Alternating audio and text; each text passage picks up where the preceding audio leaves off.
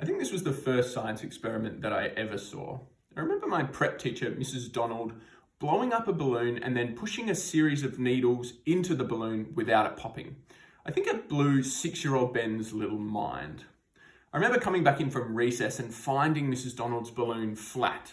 And when I showed her very disheartened, she told me, when you take the needles out, sometimes the balloon will leak or sometimes even completely pop. And I remember telling her with only the confidence that a 6-year-old can possess that it's not a very impressive experiment if your balloon isn't a balloon after you're finished with it. And she said, well, Ben, one day you might be big enough and ugly enough to work a solution out for yourself. Now, wherever Mrs. Donald is now, I think she'd be pretty rapt to know that 20 years later, I'm still looking for a solution to her little balloon experiment. Well, kind of. When a baby grows inside mum, it grows inside its own balloon. We call them the fetal membranes. And sometimes when that baby's going to die during pregnancy, we actually have to do surgery on it before birth to save it. They're called fetal surgeries.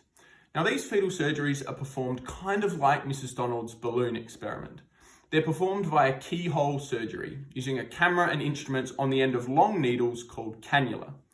Now, during the procedure, we have to inflate the fetal membranes to give us space, and then we push the cannula through the membranes into the region where the baby is to do the procedure.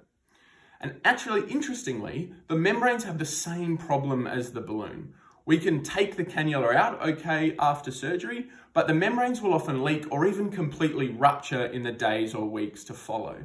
And when the baby's balloon pops too early, that's when things can get really nasty because the baby will often be born too early. So my PhD is really looking at a pregnancy equivalent solution to Mrs. Donald's balloon experiment. How can we keep those membranes intact after we take the cannula out? I think a logical answer would be to look at the holes left by the cannula, but they actually heal up okay after surgery. So we actually think it's the way that we inflate the membranes or the balloon in the first place. So my PhD has recreated fetal surgery in an animal model, and we're pulling apart every single piece about how we perform that inflation procedure. We're looking for the optimal gas that we could be using, the optimal pressure, and the optimal duration to leave the balloon inflated for, all with the aim of keeping those membranes intact when we take the cannula out. So Mrs. Donald, it might be the duration, it might be the gas, it might be the pressure, it might be something I haven't even thought of yet, but hopefully it won't be long and I'll know, based on the results of my own little balloon experiment.